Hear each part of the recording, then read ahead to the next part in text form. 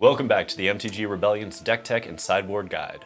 Today we're featuring Rakdos Vampires and Pioneer, complete with deck building notes, a sideboarding guide, and key takeaways. With me here today is Timothy Grunch Grunick, an old school Iowa pro who just took down an RCQ with this archetype. Now, Grunch, welcome to the Rebellion. Let's talk a little bit about your credentials for our listeners out there. Sure, thanks for having me. So, long-time Magic tournament grinder, been playing the game for almost 30 years, grinding tournaments for not a lot less. Half a dozen Pro Tour attendances, 14th place at Mythic Championship Richmond, also known as Pro Tour Oko. Oh yeah. Yep. And I've been on a bit of a hot streak with this Broncos Vampire list we're gonna go through and thought we should share it with everybody. Absolutely. Well, let's get to it then. It's time for our deck tech breakdown, so let's untap. All right, so Grunch, what led you to Rakdos Vampires in the first place? Well, like a true grinder, you start with what won the Pro Tour, which was Seth Banfield on his Rakdos Vampires. It kept winning and doing well on Magic Online, kept iterating from there. And then when the new set came out, Bronco really impressed actually in the standard Pro Tour, and adapting that into the normal Rakdos Vampires deck is how we got to the list we're talking about today, and really did well for me. So let's start by kind of just identifying the core of this deck and where the flex slots are. So let's go with the one drops to start. Sure. So here we've got a lot of disruption and interaction. We're looking at 4 Fatal Push, just the most efficient, cheapest removal spell in the format. Next, we've got 4 Thoughtseize and 1 Duress. So this is just some mid-range disruption. You get to see where your opponent's at in the game, know what archetype you're playing against, and how to sequence your spells to best set yourself up. Gotcha. And I see in our 2-drop slot, we have the usual 4 Blood Tithe Harvester along with that 2-1 split on Go for the Throat and Bitter Triumph. The hot new tech though, Caustic Bronco. What led to this configuration? So the Snake Horse is just so freaking good. If you didn't watch, you should. There was a deck in the standard Pro Tour that featured it, kind of built around it, did a lot of amazing things there. And Dusk's Legion Zealot is just not an impressive card. Gets boarded out almost everywhere. So I tried that swap and it was just amazing. Just higher and higher opinion of the card every time I play with it. They call it Dark Bronkfidant. That's what it's been named these days. Now, moving on to the 3-drop slot, we have 4 Fable of Mirrorbreaker, 4 Sorin Imperious Bloodlord, and 3 Preacher of the Schism.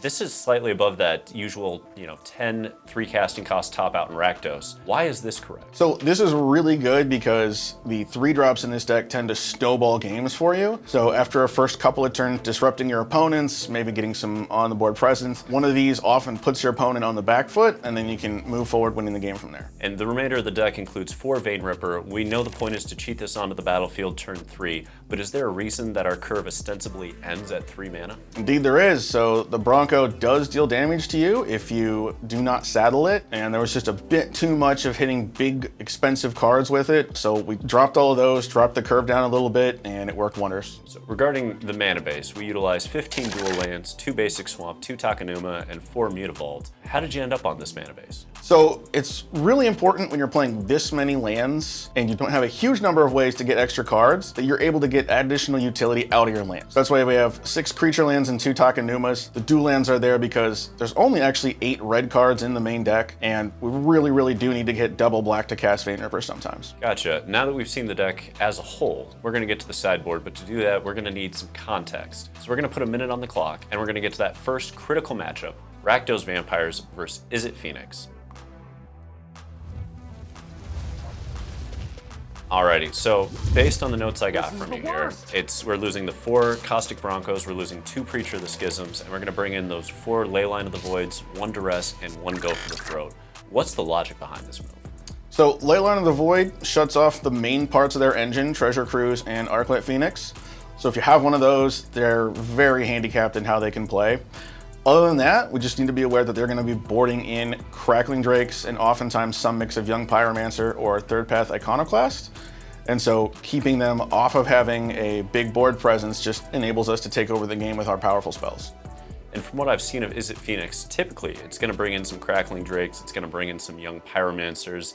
We're not seeing them in this particular list, and this is a recent top 8 list out of an MTGO challenge.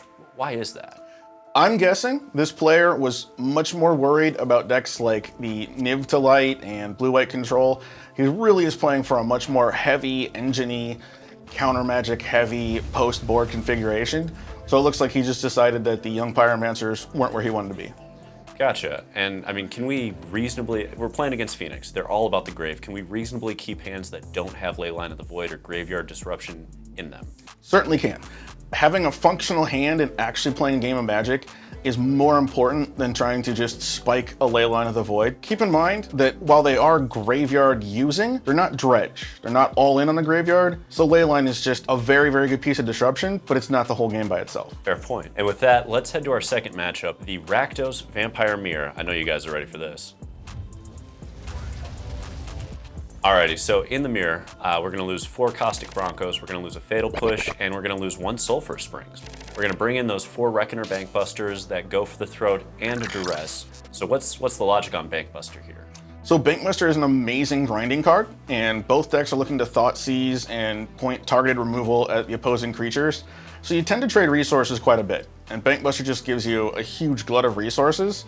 An unopposed Bankbuster will often just take down a game. Gotcha, and from what I've seen in the mirror match, it's probably gonna bring in its own Bankbusters. It's probably gonna bring in some additional removal as well. It's a mirror, so most of it's gonna be the same. The big difference between your list and theirs is gonna be the Bronchodons, right? So what reason do you think that they're going to have for not having Caustic Bronco, and do they have more slots on the side because of that? It'll be similar to where we're at. The thing is, Bronco's just a little too vulnerable, not only to Fatal Push, but also to Bloodtithe Harvester. So that's why he comes out. But we do have the full amount of Bankbusters, and we're also going up to 2 Duresses. The easiest way to lose post-board is a Bankbuster, a Fable, or a Sorin going unopposed. And so having a bit more discard helps you in that spell-based focused post-board matchup. Fair. Now, what are the trap hands that you should not be keeping in the mirror match? So some of the main trap hands would be a hand that just doesn't have land, of course. A 2-land hand really needs to have stuff to do in those first 2 turns as well. Otherwise, it's almost certainly a mulligan. The other trap I would say is don't fixate too much on Sorin putting in Vein Ripper. They're gonna have a lot of disruption, and even if you do pull it off, if they sack 1 creature and go for the throw at your Vein Ripper, and that's all you had for gas, you're probably in trouble. Fair, those hands are a little rough. With that, let's go ahead and we're gonna head to our third matchup, going up against Niv to Light, newly popular. Alrighty, so up against Niv to Light, first and foremost, we're gonna cut all 4 of those Fatal Pushes, we're gonna lose that Bitter Triumph, and we're gonna lose a Preacher of the Schism and a Sulphurous Springs. In return, we're gonna grab those 2 Duress slots, we're gonna grab 3 Bankbusters, and we're gonna grab 2 Shieldred's Edicts. Why this configuration? It's a good question. So Niv to Light is also playing a mid-range game plan, but they're looking to go much, much bigger. So we actually need to get under them, apply pressure, and take the beatdown role. So that's the reason we're boarding out these Fatal Pushes, and we're bringing in these Bankbusters, which are much harder for them to remove in a lot of ways. And we're going up to our maximum Duresses. Shieldred's Edict is really important because of the new Niv Mizzet Supreme, which has hexproof from monocolored. And so you do need a way to push through that if they bring to light it quickly. Gotcha, and from what I've seen of Niv to Light, it's gonna bring in some more sweepers and some spot removal. Why do you think that is?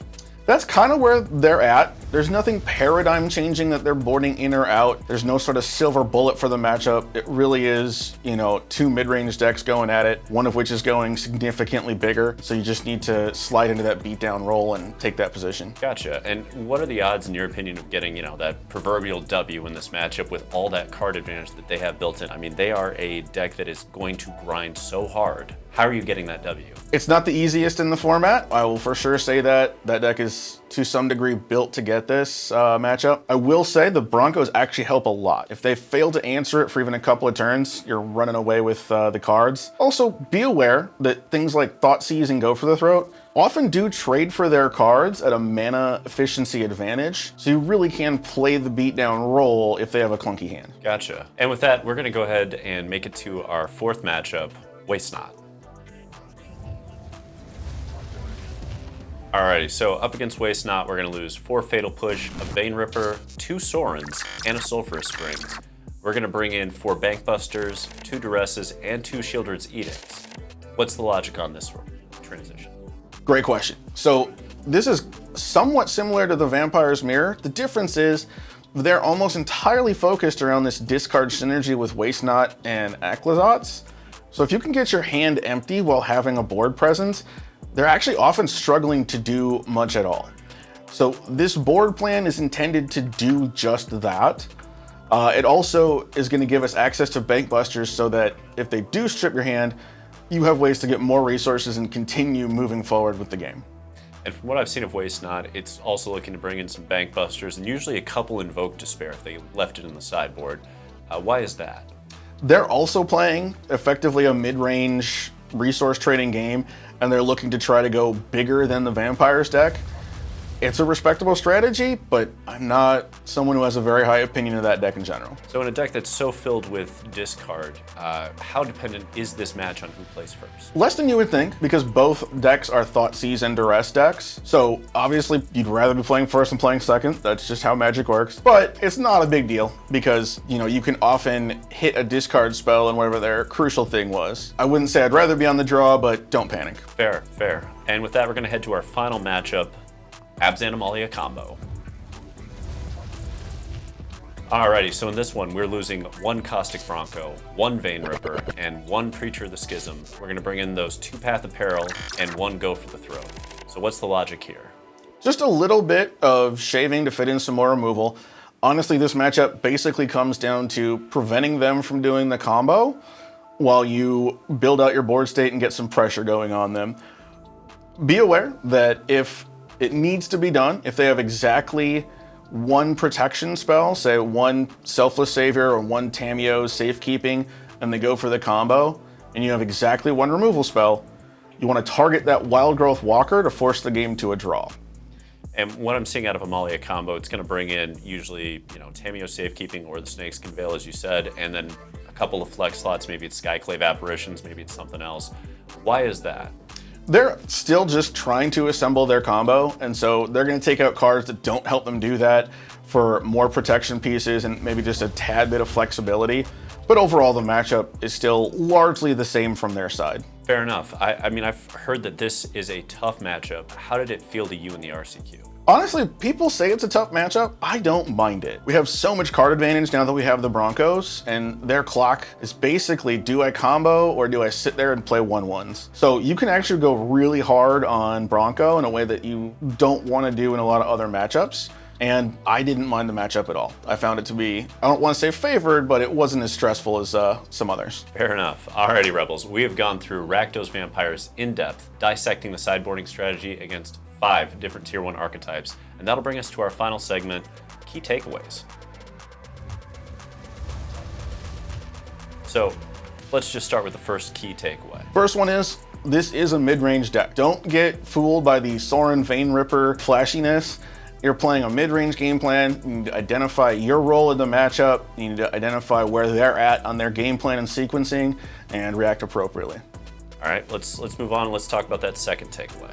So the second one here, again, stressing the don't get suckered in by the flashiness. Don't always slam Vein Ripper on turn 3 if you can. The two ideal scenarios are if your opponent has nothing on board, so they can't pay for the war trigger, or if there's a built-out board on both sides, so you can get multiple triggers, ideally enough to prevent them from moving. If it's just Vein Ripper and they have exactly one creature, and they spend a removal spell on it and sack that one creature, that's often bad for you. So consider if there's a different play you can make that still leaves you in a good position. And the third takeaway here, from what I understand, is you need to mulligan aggressively. Why is that? Pioneer is a powerful format.